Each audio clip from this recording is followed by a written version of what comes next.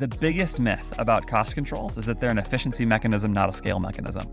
If you want scale, you shouldn't use cost controls. You should use auto bidding. I think that's totally, completely, totally wrong. Right. That, to me, is the kind of thing I look at and go like, eliminate, let me just like reduce some anxiety in your life, media buyer watching or listening to this. Instead of doing that, double the budget with a cost control, literally double it or triple it or quadruple it. Hey everyone, welcome back to our channel. Today we have a very special guest. He needs no introduction, but we have Andrew Ferris joining us today to discuss a very specific topic. Andrew Ferris has been growing e-commerce brand since 2014. Has been everything from a media buyer, head of growth strategy at Common Thread Collective, and CEO of 4x400 and general DTC aggregator. Andrew, thanks so much for being willing to join me today. My pleasure. Always glad to be with the good people at CDC. Yeah, of course. I kind of want to set the ground for what our main conversation is today. I wanted to discuss the broad question at hand, which is what is the main difference between scaling a $1 million a year e-commerce brand versus a brand that makes around $50 million a year? And kind of go in any direction here, but I'm most interested in your thoughts here when it comes to scaling Facebook ads in particular. I guess, what are the common challenges that you notice and encounter very frequently? And are there any things that you consistently see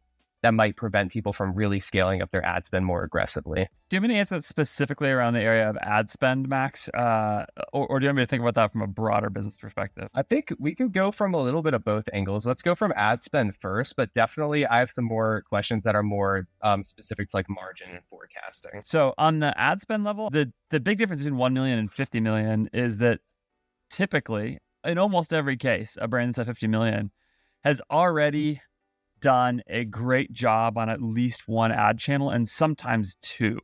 I heard the CEO of ButcherBox recently talking on an interview on a podcast talking about how like he basically thinks you can get to $100 million in revenue on two channels. I think that's right. And I think that like basically for nearly every brand at $1 million, the first thing to do besides building out some basic funnel stuff, right? Like get your email capture on your site, get your automated flows, your cart flows, all those kinds of things, your welcome series all going. Those all really matter if you're going to start spending on paid. Like just have that stuff ready to go so that as you start driving traffic in other sources, you maximize the value of it. But once you've done the basics of those things, especially if you're at $1 million, you've proven out to some degree, it's pretty hard to sell $1 million worth of stuff. So at $1 million, you already have some indication of total of product market fit. And so at that point, I think it's safe to say what you probably want to do is start to seriously invest in probably in meta ads. The thing is at the ad spend level is you're just at a phase where to grow to $1 million, like you don't really want to be thinking here about massive sophistication, about massive,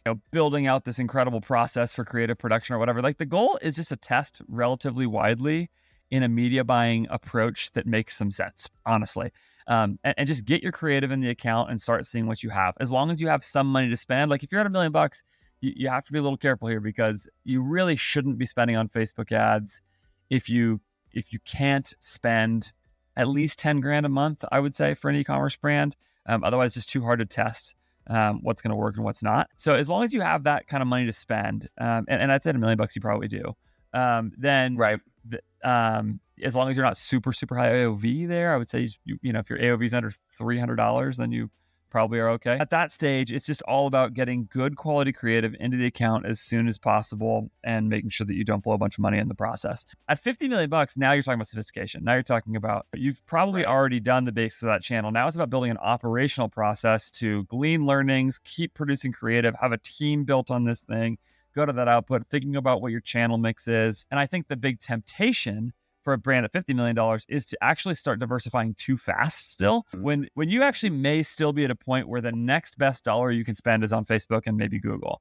And so at that point, I would say just before you go get crazy and go start trying to crack YouTube and TikTok and all that kind of stuff, really consider whether or not your processes and your media buying and your creative production are all built in a way where you're really maximizing that channel. If not, then you should keep digging in there. It's possible that you keep spending there. Those are all really, really good points, especially that one part touched on at the end with like channel diversification. I feel like people have shiny object syndrome so much in these days. It's just instantly they're like, oh, I have to go spend on TikTok. I have to go spend on Snapchat to expand and scale. But really, like, you can get a ton of scale. I mean, like you said, you could really scale significantly past $1 million in revenue a year. Just on Facebook in particular. And I want to focus on what you talked about because I actually had a question specific to creative testing. Creative volume and testing is such a big topic these days that people will gravitate towards, right? And I also want to frame this though from the perspective, a big thing we talk about at CTC is super important is getting your forecast down. And how do you think about creative testing and volume from a forecasting standpoint? You start to think about this differently as you scale, and does your forecast change in any significant ways? How do you keep things fresh and have a consistent stream of new ad concepts coming, especially as you get into like these really high? So again, like I would say, if you're at $50 million in revenue, you know, and you're there, you have probably the ability to spend a little additional on OpEx in a way that can actually produce like a well-running, operationally efficient machine of creative testing. And then I would be building a budget there basically relative to whatever your spend is at that point. And there's a few ways to do this. It's really hard to give one sort of true heuristic about how much you need to be spending on creative. You can look at a historical average here pretty quickly. If you can figure out how many creatives you've run in the last year and how much spend that's produced, you have some kind of a way to estimate how much creative you need per dollar you spend, right? Like it's just like, right. I mean, just to make the math really simple, like if you spent $1 million on 100 pieces of creative, then you know that you're getting, what is that, $10,000 out of each ad? Did I just do that math right? Right. So yeah. So then if you want to spend another $10,000, you need one more creative. That's like a simple way of approaching it. And I think it's a perfectly reasonable way to approach that problem. And then that way, if you can tie that to a forecast, it's like, okay, if we want to take our $1 million spend to $3 million, then I need to triple my creative output, in order to do that. And that can be a good way to estimate sort of what those resources are going to need to be. So did I answer the question? Yeah, no, I think that's a great answer to the question. That's a thing that people, I think, don't look at holistically enough. And, you really need to have a volume of creative to test, especially with our strategy being cost caps and cost controls. You don't know if anything's going to necessarily spend through or not. It's really up to Facebook. You just want to use the data, put your best foot forward and say, I truly believe this is like the best concept that we can go for, and then let Facebook make the decision from there, which I think is, especially when you scale up, I hear what you're saying, you need to just massively increase the volume that you're outputting, which I think could be difficult as you go up and have more margin to work with. That could potentially be, easier, if you would say. Yeah, 100%. There's no question you're going to have to scale the creative output to scale the spend. That's just the reality of the situation. Right. And the beauty of running cost controls is as you scale the variations and the options, you actually don't scale very much risk in the process of spending a bunch of bad money, because your cost caps are going to constrain any bad spends. Whereas people, I see this all the time, where there's accounts where it's like there's these big creative testing budgets and it's like, oh, you got to test. And they're just spending all of this bad money. And it ends up being a significant cost center in the business, not only for the production of the creative, but then spending on creative that doesn't work. When you run cost caps, you don't spend on that creative. And so it's a huge advantage. That's actually a cool transition into another question I had. Do you ever think about bidding strategies differently also as you get into this level of scale? Looking into BP, looking into Bamboo Earth and these accounts that we have, and they're at pretty large levels of scale, completely using cost controls, which is extremely impressive and really holding every dollar accountable. I know you're a big proponent of using cost controls, but something cool that our mutual friend Shane Thomas and I feel like you have been messing with a little bit, if you don't mind me talking about it, is working together more using ROAS goal. The cool thing that we were talking about, Shane and I, is having potentially different customer cohorts because of the optimization using ROAS goal and the value-based optimization, and also maybe a potential for a different amount of LTV from that specific customer cohort. Okay, I'll say two things. The first is the biggest myth about cost controls is that they're an efficiency mechanism, not a scale mechanism. That's the biggest myth about them. The idea that people have in mind is like, well, cost controls work if you're trying to get efficient, but if you actually want scale, you shouldn't use cost controls. You should use auto bidding. I think that's totally, completely, totally wrong. I get why people think that. The reason people think that is because they've all been frustrated that their ads won't spend when they set a cost control. It is really frustrating. It's really annoying. But the reason that happens, of course, is that your ads are not being predicted to reach your target. Therefore, your ads won't spend. So if you auto bid in place of that and your ads are not going to reach your target, then you're just spending bad dollars. And people will say, well, okay, but at least I got the spend through, and it's more important to me to get the spend through. It's a worse outcome for me to have the spend actually totally eliminated or drastically reduced than it is for me to have a worse return. To which I would say that just means you need to set your cost control high, your cost cap higher. All you're telling me is that you're actually willing to take a lower return than you're telling Facebook.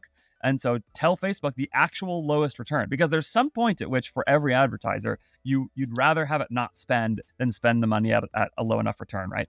For most advertisers, definitely. If I told you you can get through your $10,000 a day spend, but it's going to be at a 0.1 ROAS, you would say, no, I would rather not spend the money. Both are bad outcomes, but I'd rather not spend the money, right? In that case, that's fine. Then whatever that true threshold is, that's where you want to set your cap in that case, especially if if there's a constraint on the spend. So that's the biggest thing. On the other hand, what I would say is cost controls make it easier, not harder to scale. And that is because you can drastically ratchet up your budgets without worrying about what the outcome will be when you run cost caps. What I mean is every advertiser who's ever run auto bid knows the feeling of taking a budget that's at $1,000 a day for something and going like, oh, it's performing great, but what will it do if I tick the budget up to $1,200 a day, and you hear the rule like, oh, go up 19% per day or something like that. There's all these kinds of things from some piece of meta advice somewhere in the past. Right. That to me is the kind of thing I look at and go like, eliminate, let me just like reduce some anxiety in your life, media buyer watching or listening to this. Instead of doing that, double the budget with the cost control, literally double it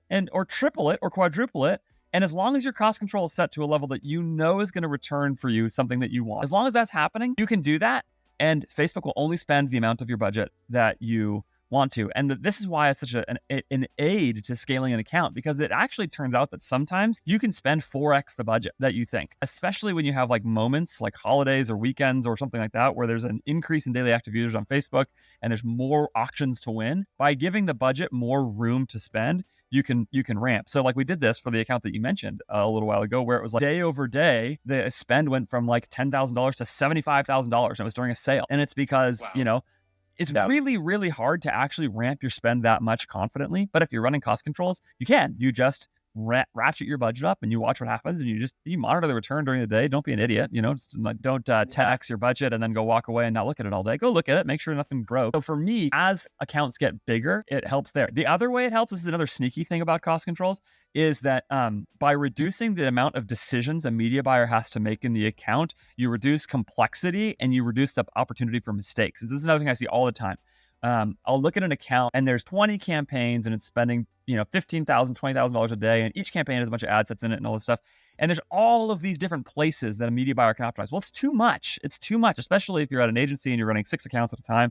There's just no way to keep straight what's happening in every one of those and look at them on good timelines. You're just adding all these layers of complexity. And it's also possible that your girlfriend broke up with you that day or something, or you didn't sleep very well the night before, or you had too many drinks and now you're not feeling your best. And now you've introduced all the right. Yeah. So now all of these things contribute to the difficulty of the decision making. When you're on cost control, it's all gone. All that decision making is gone, and all you have to do now is just make sure that the cost controls are aligning with the outcomes that you want. As long as that's happening on a broad basis, you can ramp, and not worry about it. And again, it produces the ability to scale more effectively. Okay, that was a long answer to the first part of that question, but I think it's a really important thing to get right. There was a second part of the question, Max. I don't remember what it was. Do you remember what it was? Yes. So the second part of value optimization. Yeah, value-based optimization. And I love what you said too, to touch on the last thing super quickly, is one of the biggest things that I loved that you tweeted recently. It was either like your biggest pet peeve or something. Maybe it was not tightening a cost and seeing it fully spend through, which is a whole other thing. But also media buyers turning off your top performing ad. An ad that like looks like it's a really bad ad, but in reality, it's actually driving the most spend because it's probably your best performing top of funnel ad. And by you manually making that decision to cut it off, probably going to actually shoot yourself in the foot. And I love that statement. Being able to be confident in Facebook's algorithm and having trust with it is so much easier using cost controls for sure, because you just know, you're like, all right, Facebook, this is what I'm telling you to get. And if you go in and manually make that decision, human intervention is usually not the answer. Yeah. Well, we're just way worse forecasters than machine learning is. Unless there's actually something happening in the world that the machine can't predict, like you're having a sale all of a sudden, and so the past data doesn't align very well with the current data or something like that. That is something that machine learning has a hard time with, but it'll figure it out pretty fast if you're doing it at any scale, by the way, and it will readjust really fast because it's constantly updated forecast. So. Yeah, and that's definitely a key thing to understand as a media buyer, is like going into a sale, knowing to, maybe you want to open up your caps and also close the caps up at the end of a sale, because your expected conversion rate is going to be a little alienated and the algorithm's confused. That's definitely an important thing to know. We could jump into the ROAS goal. I'm super interested in that, just because I actually tweeted on it recently. I have an account that I'm pretty bullish on with ROAS goal.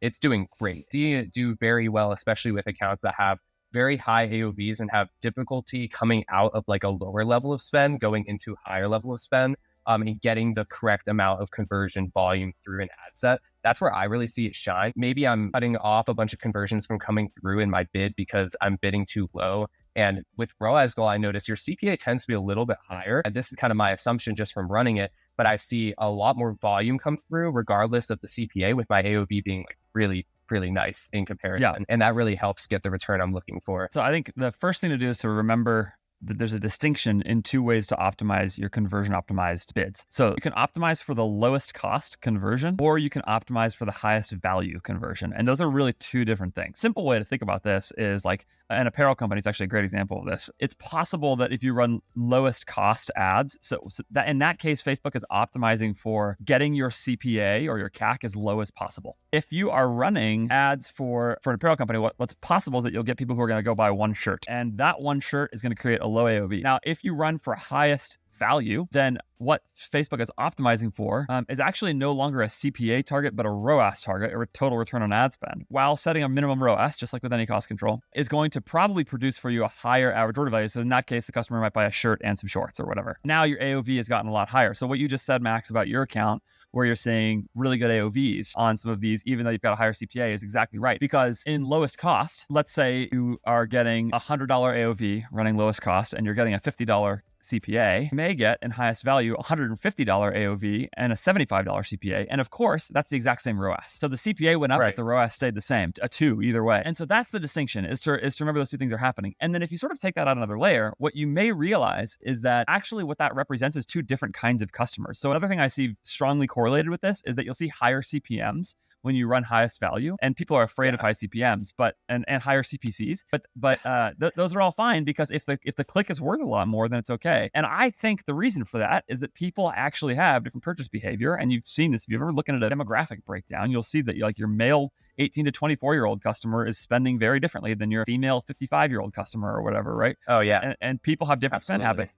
And Facebook can figure that out. It has plenty of data to know this sort of thing, and therefore is able to target towards those different things. There's a lot of ways in which this is worth thinking about. If your SKU set is not varied very much, like if everything is kind of the same, then you don't need to worry about this very much. Like if pretty much everybody's going to produce a $40 AOV, whether you do lowest cost or highest value, like because you've got 3 products and people kind of buy them all the same way, whatever, then it's not as big of a deal to worry about. But if you are running something like I said, like a large apparel collection or something like that, like a large apparel SKU set where there's lots of different ways for people to combine different order sizes and styles, and different products are going to produce different AOVs and different kinds of customers and all those things, then it becomes really valuable, because I think what happens is that you're able to tap into 2 different customers that don't totally overlap. You'll have some overlap, but you could literally run the exact same targeting. And it's just like CTC. I'm pretty much running broad targeting for everything, excluding some past customers. Yeah, same. Even within that, you're going to actually go reach different kinds of people. And that's where it can be really useful as a way to expand your spend on the same creative. You actually reach new people with the same creative and get more juice out of the squeeze. That's the way I would do it. Set some highest value with a minimum ROAS target, set some lowest cost with a cost control on it. And yeah, there you go. I feel like people are really converted almost fully into this idea of broad targeting these days. But I think more than ever now, it's kind of being able to like, okay, how can I diversify my account as we scale going to a $50 million a year revenue brand? It's like when you get to those levels of scale, it's saying, okay, how can I be most efficient with my creative strategy while also really looking to increase my returning customer rate? And I think that's awesome. What I'm seeing from highest value is that, if I am going to get a customer who is worth potentially more to my business, I'm willing to spend that extra, higher cost CPA to get that higher return if they're going to buy, a bundle of 2 things. I think that's going to be a completely different offer that you can optimize for, and even look like an LTV to cohort analysis to see the appreciation of that customer over time. I think we tend to see it be a little bit more valuable, which I think that's huge for brands as they're scaling up. So I've never done this work, but I've always thought that this is probably the case, that somebody who spends more on day one is more likely to spend more over a long period of time. And that's something that's another underrated element of this. I would love to just get a simple look. Maybe somebody at CTC should do this study in Statless. Just go study LTV by highest value versus lowest cost in the same ad account and just see if it makes a difference. Because I'm just assuming if you show up to a brand and you buy more stuff on day one, it indicates 2 things. Number 1, you have more money to spend and therefore are more likely to be a more valuable customer. And number 2, you've probably bought more stuff from the brand. By just getting more things in the order, it's fairly likely that you've had more chances to get something you loved, right? If you buy 3 things from me versus 2, many people like each of those 3 things, but also people don't like some of those 3 things. Now you've got 3 chances to find something you love versus 2 chances to find something you love. And that's the number 1 driver of retention, is that I actually love the product before you talk about email or anything. So therefore, it makes tons of sense to me that a customer who spends more on day 1 would be there. Now, lots of things make sense that don't actually work out in the data. And so I would caution that a little bit to say that somebody needs to go do this study, but I've always thought this. Yeah. Yeah, this is a total assumption for anyone watching. I'm actually very interested in looking into that data too. Shane and I have been talking about it. And I think we've got enough accounts running. Maybe at this point we could start to break out some data there.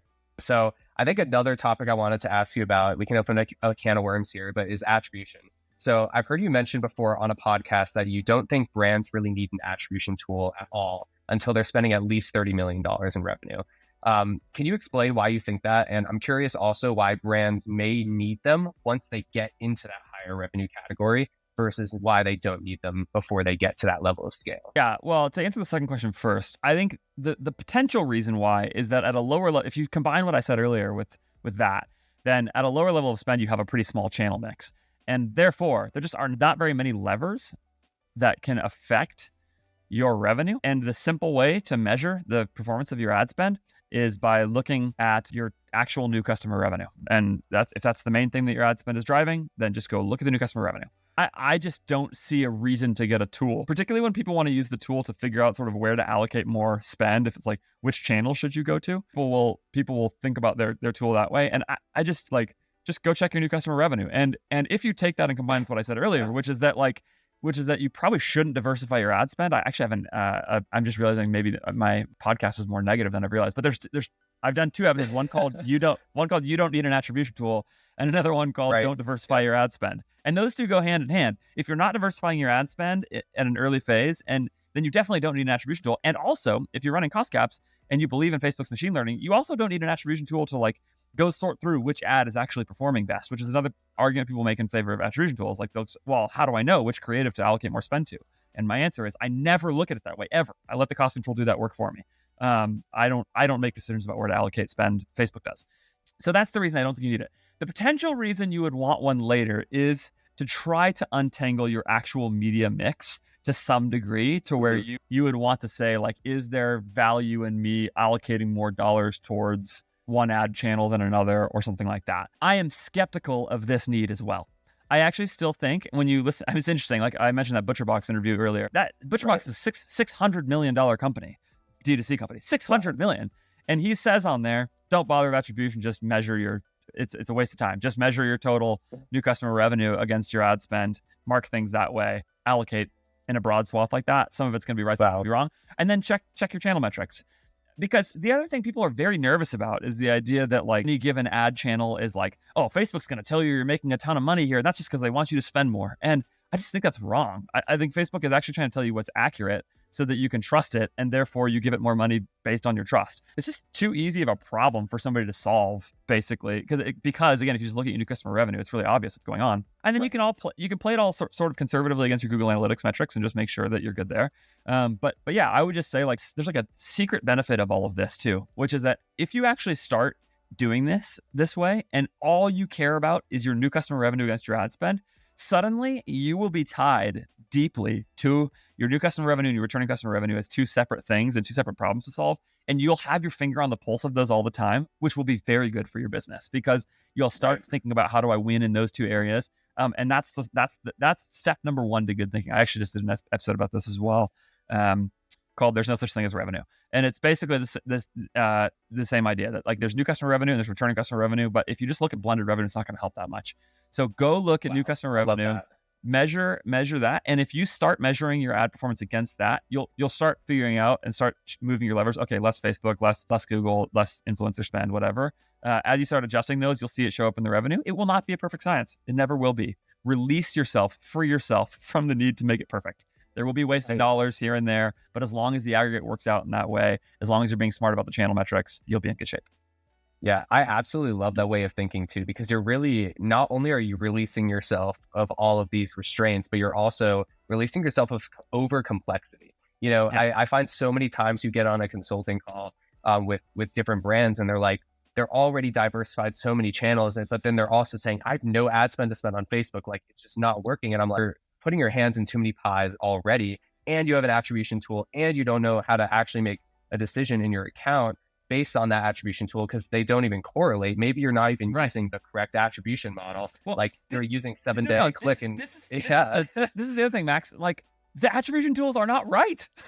This is the thing underneath the surface of all of this. I don't see a good reason to believe from any evidence anybody has ever showed me. I mean, literally, I've never seen the evidence that the attribution tool is actually as accurate as it purports to be. And if that's not the case, there are so many problems here. So you mentioned one of the problems already, right? Which is that it's a time suck. So there is a major cost to your time. Yes.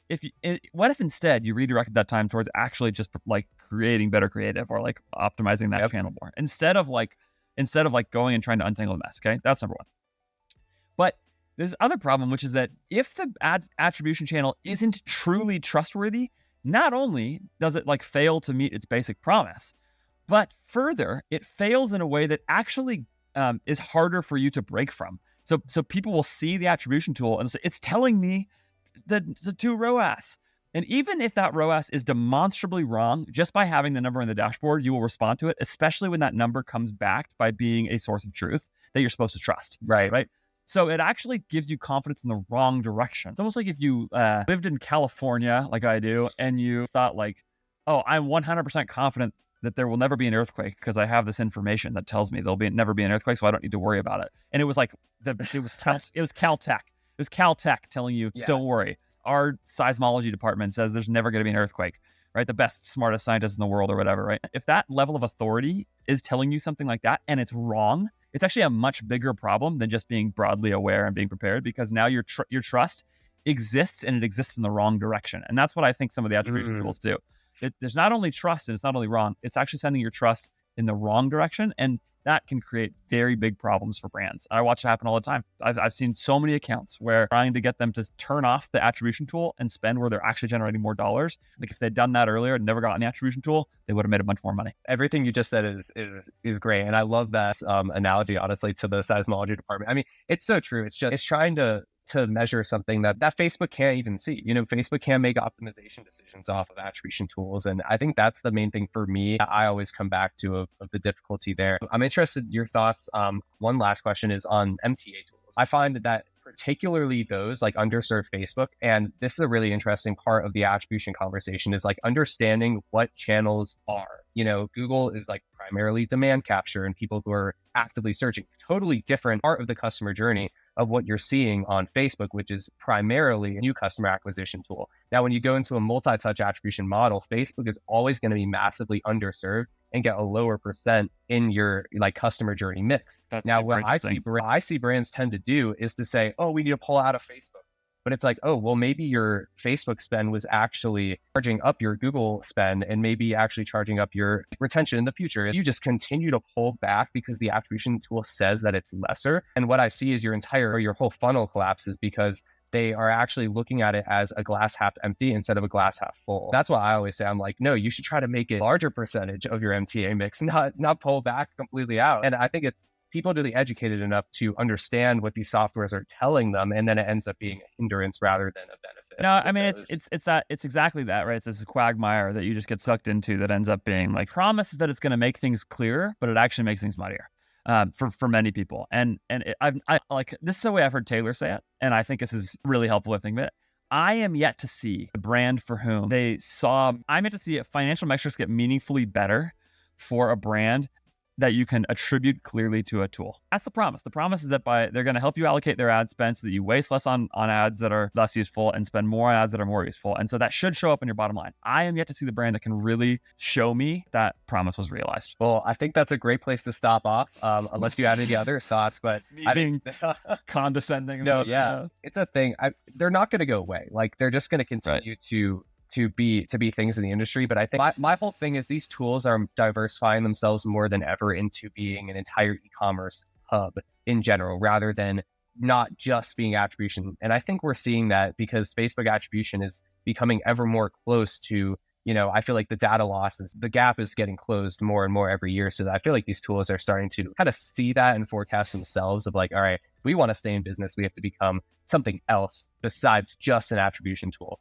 And I think for people who do have attribution tools, make sure that you are still aligned to like a North Star metric. If you're not going towards a North Star, then you're never going to really get much of anywhere and you're going to be confused like we talked about. Now, that doesn't mean never to use an attribution tool. It means to just be cognizant of the potential pitfalls of attribution tools. So I wouldn't look at it as negative. I think it is a very, it's a nice forewarning that is definitely needed for a lot of brands. Hopefully so. Hopefully that's all we've done here is just been helpful. Of course, that's the only thing that we're trying to do here. So that's right. Well, I so appreciate you being willing to meet up, Andrew. It's super nice to meet you in general, like beyond the podcast and everything. I'd love to chat sometime. All right, man. Well, let's see if we can make some time for it. Awesome. Well, I appreciate you, and I hope you have a great day, man. All right, you too.